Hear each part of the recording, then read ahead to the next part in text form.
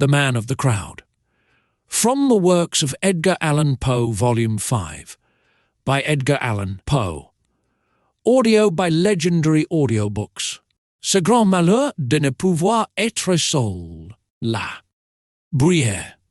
It was well said of a certain German book that lass sich nicht lesen, it does not permit itself to be read. There are some secrets which do not permit themselves to be told.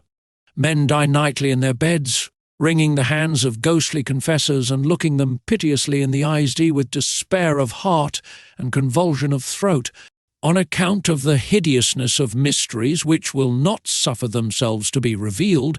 Now and then, alas, the conscience of man takes up a burthen so heavy in horror that it can be thrown down only into the grave, and thus the essence of all crime is undivulged. Not long ago, about the closing in of an evening in autumn, I sat at the large bow window of the D Coffee House in London.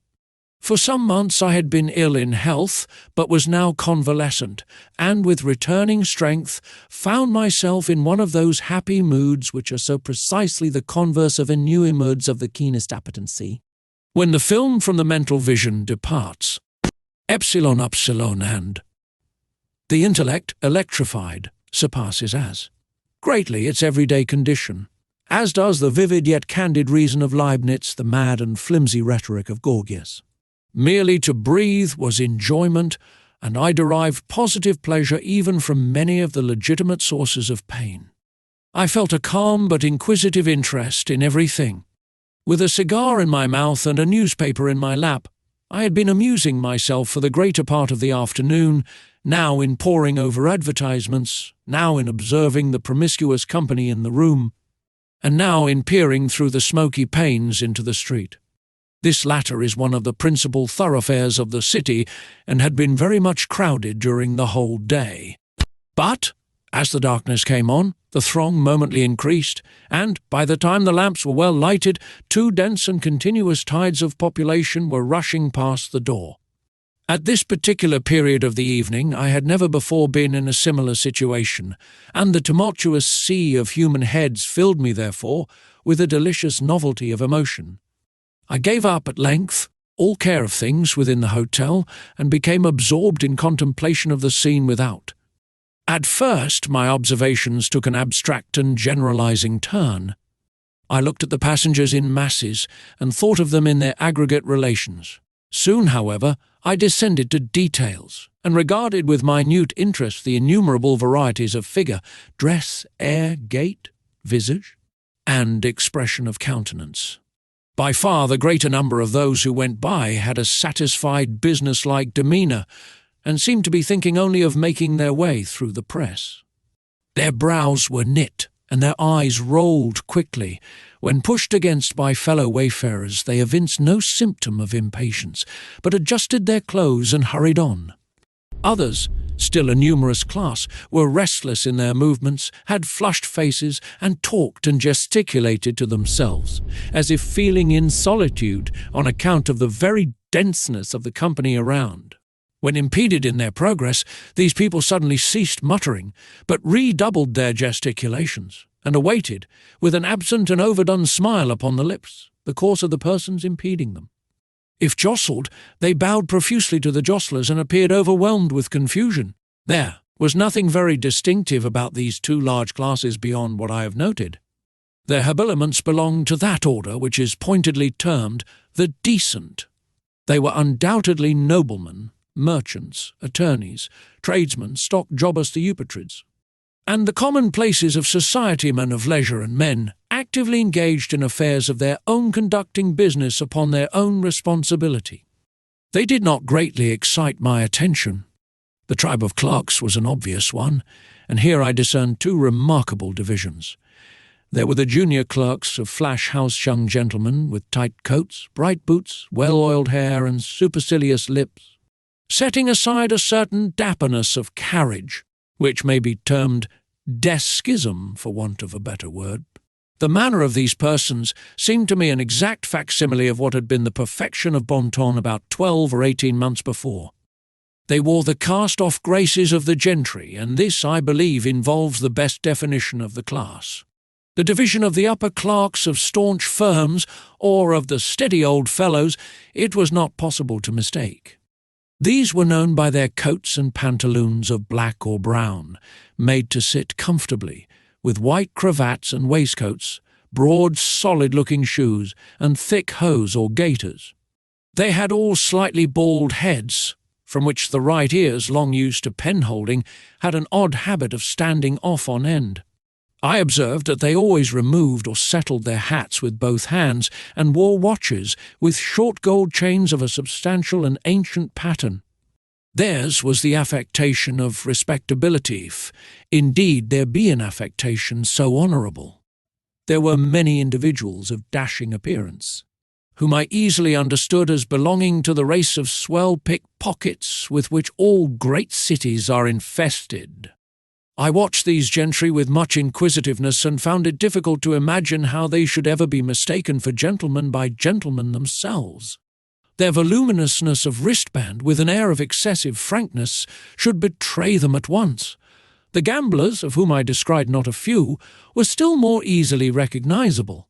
They wore every variety of dress, from that of the desperate thimble-rig bully, with velvet waistcoat, fancy neckerchief, gilt chains, and filigreed buttons, to that of the scrupulously inornate clergyman, than which nothing could be less liable to suspicion. Still all were distinguished by a certain sodden swarthiness of complexion, a filmy dimness of eye, and pallor and compression of lip. There were two other traits, moreover, by which I could always detect them: a guarded lowness of tone in conversation, and a more than ordinary extension of the thumb in a direction at right angles with the fingers. Very often, in company with these sharpers, I observed an order of men somewhat different in habits, but still birds of a kindred feather. They may be defined as the gentlemen who live by their wit. They seem to prey upon the public in two battalions, that of the dandies and that of the military men. Of the first grade, the leading features are long locks and smiles; of the second, frogged coats and frowns. Descending in the scale of what is termed gentility, I found darker and deeper themes for speculation. I saw Jew pedlars, with hawk eyes flashing from countenances whose every other feature wore only an expression of abject humility; sturdy professional street beggars scowling upon mendicants of a better stamp, whom despair alone had driven forth into the night for charity; feeble and ghastly invalids upon whom death had placed a sure hand, and who sidled and tottered through the mob, looking every one beseechingly in the face, as if in search of some chance consolation.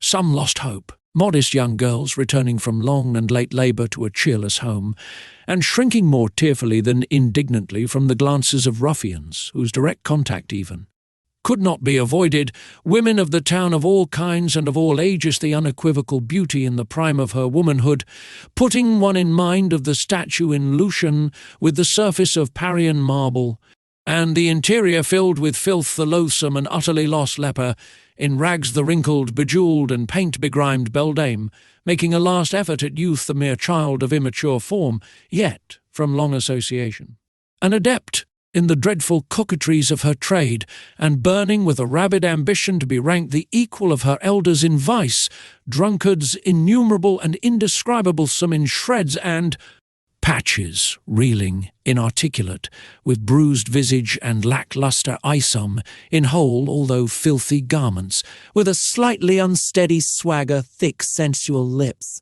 and hearty-looking rubicund faces; others clothed in materials which had once been good, and which even now were scrupulously well-brushed men who walked with a more than naturally firm and springy step, but whose countenances were fearfully pale, whose eyes hideously wild and red, and who clutched with quivering fingers as they strode through the crowd at every object which came within their reach. Beside these, pie-men, porters, coal-heavers, sweeps, organ-grinders, monkey exhibitors, and ballad-mongers, those who vended with those who sang, ragged artisans and exhausted labourers of every description, and all full of a noisy and inordinate vivacity which jarred discordantly upon the ear and gave an aching sensation to the eye. As the night deepened, so deepened to me the interest of the scene, for not only did the general character of the crowd materially alter, its gentler features retiring in the gradual withdrawal of the more orderly portion of the people, and its harsher ones coming out into bolder relief, as the late hour brought forth every species of infamy from its den. But the rays of the gas lamps, feeble at first in their struggle with the dying day, had now at length gained ascendancy, and threw over everything a fitful and garish lustre. All was dark, yet splendid as that ebony to which has been likened the style of Tertullian. The wild effects of the light enchained me to an examination of individual faces, and although the rapidity with which the world of light flitted before the window prevented me from casting more than a glance upon each visage, still it seemed that, in my then peculiar mental state, I could frequently read, even in that brief interval of a glance, the history of long years. With my brow to the glass, I was thus occupied in scrutinizing the mob, when suddenly there came into view a countenance, that of a decrepit old man, some 65 or 70 years of age. A countenance which at once arrested and absorbed my whole attention on account of the absolute idiosyncrasy of its expression. Anything even remotely resembling that expression I had never seen before. I well remember that my first thought, upon beholding it, was that wretch, had he viewed it, would have greatly preferred it to his own pictorial incarnations of the fiend. As I endeavoured, during the brief minute of my original survey, to form some analysis of the meaning conveyed, there arose confusedly and paradoxically within my mind the ideas of vast mental power, of caution, of penuriousness, of avarice, of coolness, of malice, of bloodthirstiness, of triumph, of merriment, of excessive terror, of intense, of supreme despair. I felt singularly aroused, startled, fascinated. How wild a history, I said to myself, is written within that bosom. Then came a craving desire to keep the man in view, to know more of him.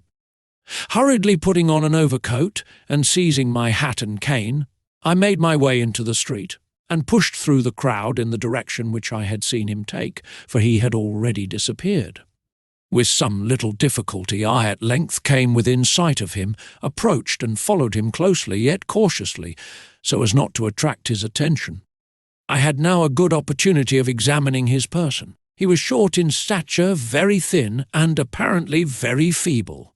His clothes, generally, were filthy and ragged, but as he came now and then within the strong glare of a lamp, I perceived that his linen, although dirty, was of beautiful texture, and my vision deceived me, or through a rent in a closely buttoned and evidently second-handed roquelaire which enveloped him, I caught a glimpse both of a diamond and of a dagger.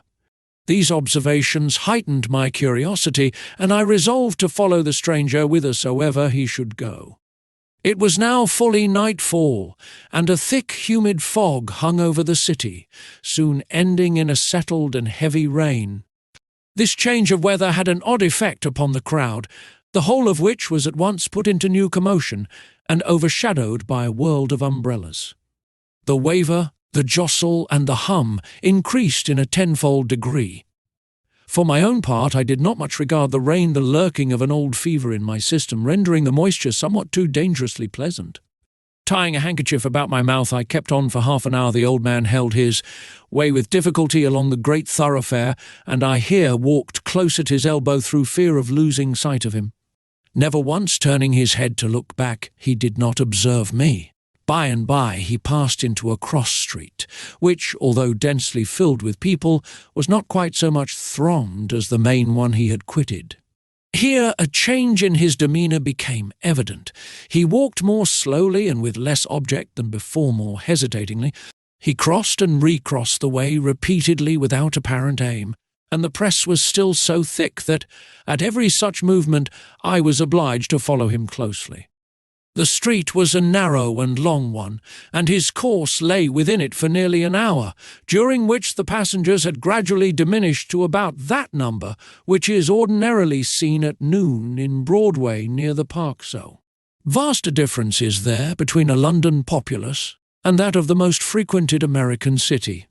A second turn brought us into a square, brilliantly lighted and overflowing with life. The old manner of the stranger reappeared. His chin fell upon his breast, while his eyes rolled wildly from under his knit brows in every direction upon those who hemmed him in. He urged his way steadily and perseveringly. I was surprised, however, to find, upon his having made the circuit of the square, that he turned and retraced his steps. Still more was I astonished to see him repeat the same walk several times since, nearly detecting me as he came round with a sudden movement. In this exercise he spent another hour, at the end of which we met with far less interruption from passengers than at first. The rain fell fast, the air grew cool, and the people were retiring to their homes. With a gesture of impatience the wanderer passed into a by-street, comparatively deserted. Down this, some quarter of a mile long, he rushed with an activity I could not have dreamed of seeing in one so aged, and which put me to much trouble in pursuit. A few minutes brought us to a large and busy bazaar, with the localities of which the stranger appeared well acquainted, and where his original demeanour again became apparent as he forced his way to and fro without aim. Among the host of buyers and sellers, during the hour and a half or thereabouts which we passed in this place, it required much caution on my part to keep him within reach without attracting his observation. Luckily, I wore a pair of caoutchouc over shoes and could move about in perfect silence. At no moment did he see that I watched him. He entered shop after shop, priced nothing, spoke no word, and looked at all objects with a wild and vacant stare. I was now utterly amazed at his behaviour, and firmly resolved that we should not part until I had satisfied myself in some measure respecting him. A loud-toned clock struck 11, and the company were fast deserting the bazaar. A shopkeeper, in putting up a shutter, jostled the old man, and at the instant I saw a strong shudder come over his frame.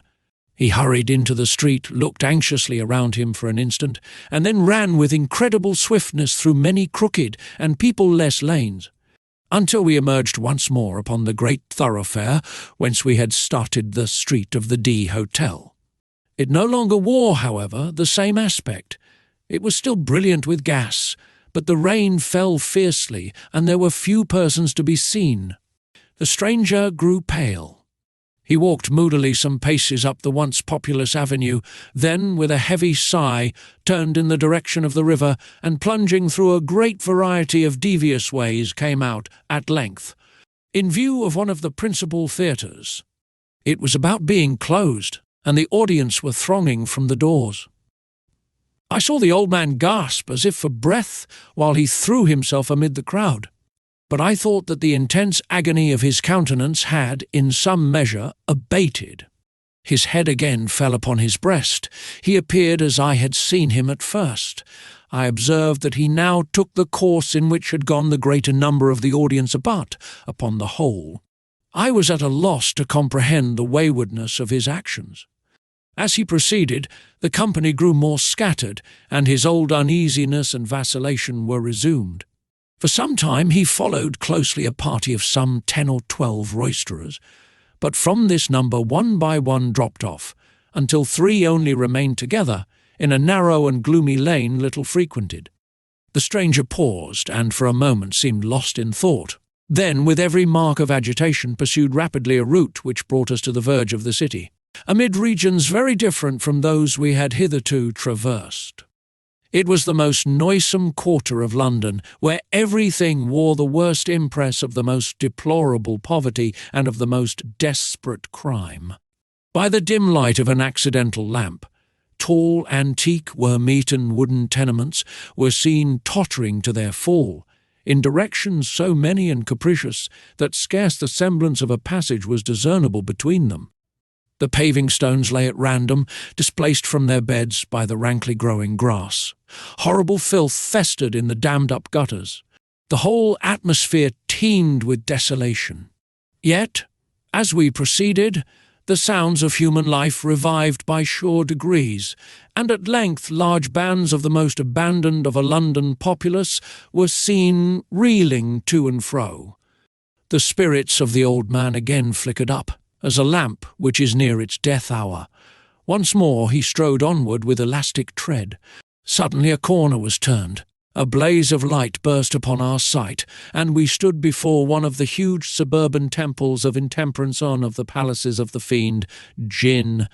It was now nearly daybreak, but a number of wretched inebriates still pressed in and out of the flaunting entrance. With a half-shriek of joy, the old man forced a passage within, resumed at once his original bearing, and stalked backward and forward, without apparent object, among the throng. He had not been thus long occupied, however, before a rush to the doors gave token that the host was closing them for the night. It was something even more intense than despair that I then observed upon the countenance of the singular being whom I had watched so pertinaciously.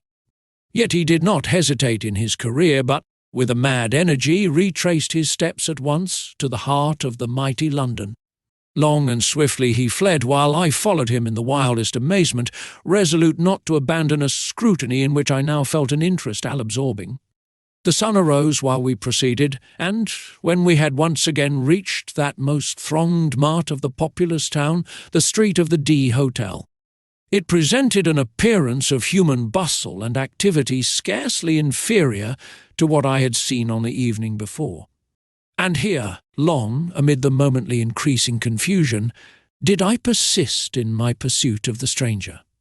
But, as usual, he walked to and fro, and during the day did not pass from out the turmoil of that street.